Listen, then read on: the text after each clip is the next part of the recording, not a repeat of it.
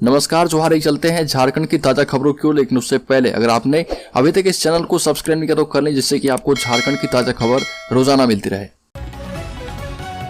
पहली बड़ी खबर, बड़कागांव विधायक अंबा प्रसाद ने कहा कि गृह कारा एवं आपदा प्रबंधन विभाग से होमगार्ड के जवानों को झारखंड राज्य में कार्य करने वाले पुलिस कर्मियों के समान वेतन एवं भत्ते उपलब्ध कराने को लेकर बड़ी मांग की है। विधायक अंबा प्रसाद ने सरकार से माननीय सर्वोच्च न्यायालय के आदेश और माननीय झारखंड उच्च न्यायालय के आदेश को लागू करने की मांग की। अंबा प्रसाद ने कहा कि झारखंड के होमगार्ड जवानों को पुलिस कर्मियों के अनुरूप समान कार्य का समान वेतन मिले। झारखंड में पारामेडिकल कर्मियों को अस्थायी करने की तैयारी शुरू। जिले में संविदा पर कार्य करने वाले पारामेडिकल कर्मचारी अस्थायी होंगे और इसके लिए सिविल सर्जन डॉक्टर जुआर मांझी ने 2 दिनों में सभी प्रखंड के स्वास्थ्य केंद्रों, उप स्वास्थ्य केंद्र एवं अस्पतालों से संविदा पर कार्य करने वाले पारामेडिकल कर्मचारियों की सूची मांगी है। सिविल सर्जन के द्वारा संविदा पर कार्य करने वाले पारामेडिकल की सूची को राज्य स्वास्थ्य मुख्यालय भेजा जाएगा और यहाँ पारामेडिकल कर्मचारियों की सेवा शर्तों में सुधार या फिर नियमितीकरण पर विचार विमर्श किया जाएगा। दरअसल झारखंड अनुबंधित पारा चिकित्सा कर्मी संघ ने नियमितीकरण की मांग पर राज्य भर के सिविल सर्जन को मुख्यमंत्री के नाम ज्ञापन सौंपा है और इसमें क्रमवार आंदोलन की घोषणा भी की गई। झारखंड के सरकारी स्कूलों में कार्य करने वाले रसोइया के लिए बड़ी खुशखबरी है। झारखंड सरकार ने रसोइया को मिलने वाले पारिश्रमिक में 2 गुना इजाफा करने के बाद एक बड़ा निर्णय और भी किया है। झारखंड सरकार ने केंद्र सरकार की ओर से रसोइया को मिलने वाले पारिश्रमिक में वृद्धि करने की मांग की थी, लेकिन केंद्र सरकार ने इस पर ध्यान नहीं दिया, तो राज्य सरकार ने अपनी तरफ से पारिश्रमिक में वृद्धि का फैसला किया है। सरकार ने जल्द ही रसोइया की बहाली का भी वादा किया है और इसके अलावा रसोइया के लिए पारा शिक्षक की तर्ज पर रसोइया कल्याण कोष का भी गठन किया जाएगा। साथ ही महिला रसोइया को साल भर में 2 बार साड़ी भी दी जाएगी। झारखंड के 137 पारा शिक्षक नौकरी से बर्खास्त। आपको बता दें कि झारखंड के 137 पारा शिक्षक नौकरी से निकाले गए हैं। विभाग इन शिक्षकों पर FIR दर्ज करने की तैयारी कर रही है और ये शिक्षक सरकार के सामने अपने शैक्षणिक प्रमाण पत्र नहीं पेश कर पाए। सरकार ने राज्य के सभी 62,318 पारा शिक्षकों के प्रमाण पत्रों की जांच की प्रक्रिया कुछ महीने पहले ही शुरू की थी। धनबाद के झरिया से 60,000 लोग होंगे विस्थापित। 3 महीने के अंदर दूसरी जगह किया जाएगा शिफ्ट। धनबाद का झरिया आग के ऊपर बसा है और यहाँ जमीन के नीचे आग लगी है। आए दिन यहाँ किसी न किसी इलाके में हादसा होते रहता है। झरिया से जल्द ही 60,000 लोगों को दूसरी जगह पर शिफ्ट किया जाएगा और इसके लिए 3 महीने का टाइम फ्रेम दिया गया है। झरिया कोलफील्ड इलाके के अग्नि प्रभावित एवं भूदशान वाले बेहद खतरनाक इलाकों में रह रहे लगभग 60,000 लोगों को हटाकर आगामी 3 महीनों के भीतर सुरक्षित जगहों पर शिफ्ट किया जाएगा। अधिकारियों की सबसे ऊंचा तिरंगा फहराने की जीत के कारण ढह रही है पहाड़ी मंदिर। मंदिर का अस्तित्व खतरे में। रांची जिला प्रशासन के पहले के अधिकारियों की जीत के कारण पहाड़ी मंदिर का अस्तित्व खतरे में पड़ गया है। अधिकारियों को देश का सबसे ऊंचा तिरंगा फहराने की ऐसी जीत थी कि विशेषज्ञों की राय भी लेना उचित नहीं समझा और इसका नतीजा यह हुआ कि 293 फीट ऊंचे फ्लैग पोल पर न तो तिरंगा टिका है और न ही पोल। झारखंड में सरकार पारा शिक्षकों के प्रमाण पत्रों का तो सत्यापन करा रही है, लेकिन अब तक सरकारी शिक्षकों के प्रमाण पत्रों का सत्यापन नहीं हो पाया है। स्कूली शिक्षा एवं साक्षरता विभाग ने इस संबंध में जिलों को कई बार निर्देश दिए हैं, लेकिन जिला स्तर पर कोई कार्रवाई नहीं की गई। नियम के मुताबिक प्रमाण पत्र सत्यापन के बाद ही वेतन भुगतान का प्रावधान है, जबकि इन शिक्षकों को बिना प्रमाण पत्र सत्यापन के ही 7 साल से वेतन भुगतान हो रहा। शिक्षकों की सेवा संपुष्टि का काम भी लटका कर रखा गया और राज्य में लगभग 5,000 शिक्षकों की सेवा संपुष्टि नहीं हो पाई है। झारखंड के रामगढ़ में उत्तराखंड के जोशीमठ जैसी दरारें आ रही है। धमाके के साथ फटी जमीन, दहशत में घर छोड़कर भागे लोग। उत्तराखंड के जोशीमठ में भूदशाव और मकानों में दरार का मामला भी थमा भी नहीं कि एक मामला झारखंड के रामगढ़ में भी सामने आया है। यहाँ वेस्ट बोकारो में बुधवार रात करीब 2:30 बजे जोर का धमाका हुआ। जमीन फट गई और 3-4 घरों की जमीन और दीवार में दरार आ गई। यह दरार इतनी चौड़ी थी कि एक आदमी इसमें समा जाए। इस घटना के बाद लोगों में इस कदर दहशत है कि लोग घर छोड़कर भाग गए हैं। ये मामला कोल खरन एरिया से करीब 1 किलोमीटर दूर है।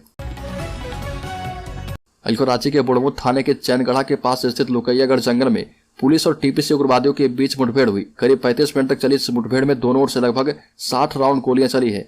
पुलिस का दावा है कि 3 उग्रवादी को गोली लगी है। इस मुठभेड़ में पुलिस को भारी पड़ता देख उग्रवादी जंगल का फायदा उठाकर भाग निकले। देश के गणतंत्र दिवस परेड में झारखंड की झांकी को मिली हरी झंडी। गणतंत्र दिवस 2023 के अवसर पर दिल्ली में आयोजित राष्ट्रीय कार्यक्रम में झारखंड सहित 16 राज्यों एवं केंद्र शासित प्रदेशों की झांकियों का चयन किया गया है। केंद्र सरकार ने इसके लिए सभी राज्यों एवं केंद्र शासित प्रदेशों से झांकियों का प्रारूप मांगा था। विभिन्न चरणों की चयन प्रक्रिया के उपरांत केवल 16 राज्य एवं केंद्र शासित प्रदेशों की झांकी का दिल्ली में आयोजित राष्ट्रीय कार्यक्रम में प्रदर्शन के लिए चयन किया गया है। रांची हिंसा की जांच के लिए राज्य सरकार ने 31 जनवरी तक का ही दिया समय। समिति ने मांगा था 15 मई 2023 तक का वक्त। भाजपा से निलंबित नेत्री नुपुर शर्मा की विवादित टिप्पणी के विरोध में रांची में गत वर्ष 10 जून 2022 को भड़की उपद्रव एवं हिंसा मामले की जांच कर रही उच्च स्तरीय समिति को राज्य सरकार ने इस माह की अंत तक यानी 31 जनवरी 2023 तक जांच पूरी कर रिपोर्ट सौंपने का निर्देश जारी कर दिया है। समिति ने जांच पूरी करने के लिए राज्य सरकार से 15 मई 2023 तक का समय मांगा था, जिसे राज्य सरकार ने खारिज कर दिया।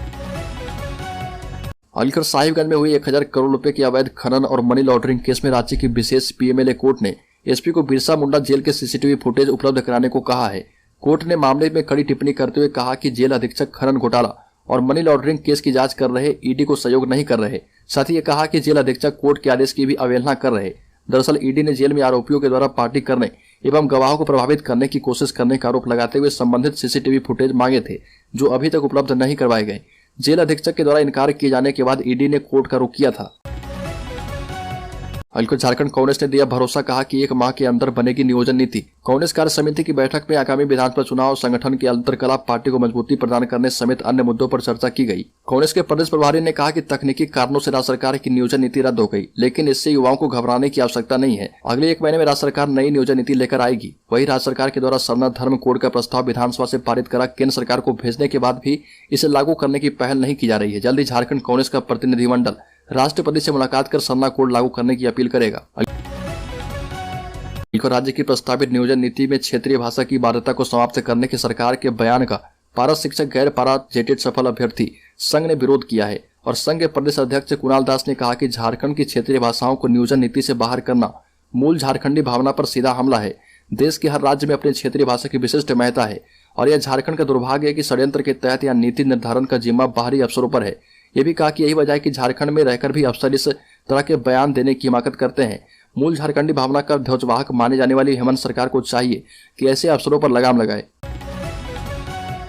अलीगढ़ राज्य में विवाह, पार्टी, रेस्तरां, क्लब आदि में शराब पीने पिलाने के लिए अब अस्थायी बार लाइसेंस लेना होगा और इसमें लाइसेंसधारी को शराब बियर की अनुमानित उठाव एवं खपत का वितरण देना होगा और इससे संबंधित समतुल्य ड्राफ्ट भी लाइसेंस लेते वक्त जमा करना होगा। शादी विवाह, पार्टी, रेस्तरां, क्लब, होटलों में अस्थायी बार लाइसेंस की जांच के लिए उत्पाद विभाग एवं स्थानीय पुलिस छापेमारी भी करेगी। अलीगढ़ सरकार गिराने की साजिश मामले में विधायक इरफान अंसारी से ईडी पूछताछ करेगी। गाड़ी में मिला था नोटों का बंडल। झारखंड में हेमंत सोरेन के नेतृत्व में चल रही महागठबंधन की सरकार को गिराने की साजिश रचने के मामले में मनी लॉन्ड्रिंग के तहत अनुसंधान कर रही ईडी शुक्रवार को कांग्रेस कोटे के जामताड़ा के विधायक डॉक्टर इरफान अंसारी से पूछताछ करेगी। इस प्रकरण में सोमवार 16 जनवरी को खिजरी के विधायक राजेश कच्छप एवं मंगलवार 17 जनवरी को कोलेबिरा के विधायक नमल बिक्सर कोगाड़ी से पूछताछ होगी। तीनों ही विधायक को पिछले हफ्ते ईडी ने समन कर पूछताछ के लिए बुलाया था। अलीगढ़ लोहरदगा में स्कॉर्पियो और बाइक की टक्कर, 2 लोगों की मौत। लोहरदगा के सेन्हा थाना क्षेत्र के कंटरा चौक कूदगड़ी के पास स्कॉर्पियो और मोटरसाइकिल के बीच टक्कर हुई। इस दुर्घटना में बाइक सवार 2 लोगों की घटनास्थल पर ही मौत हो गई। वही स्कॉर्पियो सवार 8 लोग गंभीर रूप से घायल हो गए। पुलिस ने स्थानीय लोगों की मदद से सभी घायलों को लोहरदगा सदर अस्पताल पहुंचाया है, जहां पर प्राथमिक उपचार करने के बाद 2 लोगों को रिम्स रेफर कर दिया गया है। अलीगढ़ सालों तक अपराधियों का पीछा नहीं छोड़ेगी झारखंड की पुलिस, अपनाएगी तकनीक। झारखंड में अब एक बार अपराध किया और पकड़े गए तो अगले 75 वर्षों तक पुलिस आपका पीछा नहीं छोड़ेगी। यही नहीं, इतने वर्षों तक आपके अपराधी होने का निशान भी नहीं मिटेगा। क्रिमिनल प्रोसीजर आइडेंटिफिकेशन एक्ट 2022 के तहत अब जिला में पुलिस केस में गिरफ्तार अपराधियों के हस्ताक्षर से लेकर फिंगरप्रिंट, रेटिना का फोटो लिया जाएगा। इसके अलावा यौन हिंसा के केस और 7 से अधिक सजा पाले केस में आरोपियों का डीएनए प्रोफाइल लेकर सुरक्षित रखा जाएगा और इसके लिए हर अपराधियों का एक यूनिक नंबर होगा। ये रिकॉर्ड अगले 75 वर्षों तक राज्य में सीआईडी के पास और राष्ट्रीय स्तर में एनसीआरबी के पास सुरक्षित रहेगा और इसका फायदा यह होगा कि आरोपी का पूरा डिजिटल रिकॉर्ड पुलिस के पास होगा।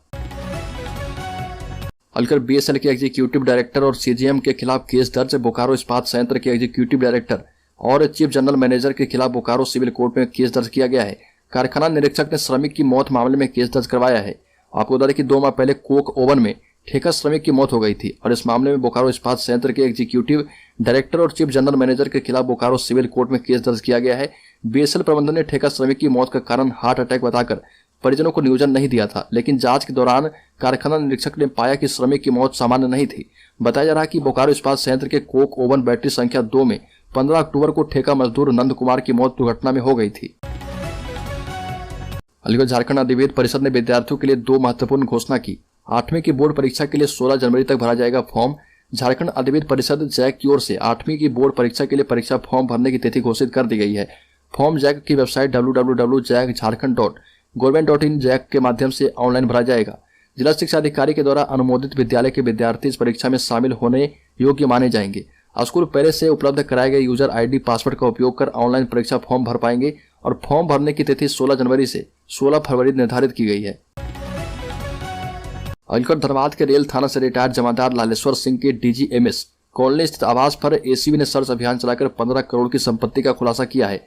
इन संपत्तियों में मकान, गाड़ी, जमीन के साथ बैंक खातों में जमा धनराशि एवं ज्वेलरी शामिल है। बरामद संपत्ति को जुटाने के स्रोतों को लालेश्वर से फिर से पूछताछ की जाएगी। एसीबी जल्द लालेश्वर को नोटिस देकर पूछताछ के लिए तलब कर सकती है। एसीबी लालेश्वर से यह जानकारी हासिल करेगी कि संपत्ति खरीदने के लिए कहां से पैसे आए। एसीबी को आय से अधिक संपत्ति अर्जित किए जाने के मामले में संपत्ति जब्त करने का भी अधिकार है। अलीगढ़ गुमला में पशु तस्कर गिरफ्तार किए गए। पशु तस्करों की गिरफ्तारी चक्रधरपुर सोनुआ मार्ग पर पदमपुर गांव से हुई। इसी गांव के पास से पशु तस्करी करते 5 लोगों को पुलिस ने गिरफ्तार किया है। पुलिस को सूचना मिली थी कि इस रास्ते से पशु तस्करी हो रही है। चक्रधरपुर थाना प्रभारी चंद्रशेखर कुमार ने कहा कि पुलिस अधीक्षक सहवासा को गुप्त सूचना प्राप्त हुई थी। और अलीगढ़ राज्य में 16 नहीं 18 जनवरी से शुरू होगी सरकारी स्कूलों में कक्षा 1 से 7 की अर्धवार्षिक परीक्षा। राज्य के सरकारी स्कूलों में कक्षा 1 से 7 तक होने वाली अर्धवार्षिक परीक्षा की तिथि में बदलाव किया गया है। पहले यह परीक्षा 16 जनवरी से शुरू होने वाली थी। झारखंड में मनाए जाने वाले टूसू पर्व को देखते हुए झारखंड शिक्षा परियोजना परिषद ने परीक्षा तिथि में परिवर्तन करते हुए 18 जनवरी से अर्धवार्षिक परीक्षा लेने का फैसला कर लिया है। जारी पत्र में टूसू पर्व का हवाला देते हुए परीक्षा की तिथि में परिवर्तन करने की मांग की गई थी। अलीगढ़ झारखंड में एक आदमखोर तेंदुओं को बेहोश करने या पिंजरे में कैद करने की कोशिशें असफल रहने के बाद राज्य का वन विभाग उसे देखते ही गोली मारने के आदेश जारी करने पर विचार कर रहा। आदमखोर तेंदुए ने गढ़वा जिले में अब तक 4 बच्चों की जान ले चुका है और तेंदुए से निपटने के लिए प्रशासन एक्शन मोड में आ चुका है। अलीगढ़ धनबाद में विधि व्यवस्था पूरी तरह से चौपट हो गई है। आम और खास हर वर्ग के लोग डरे हैं।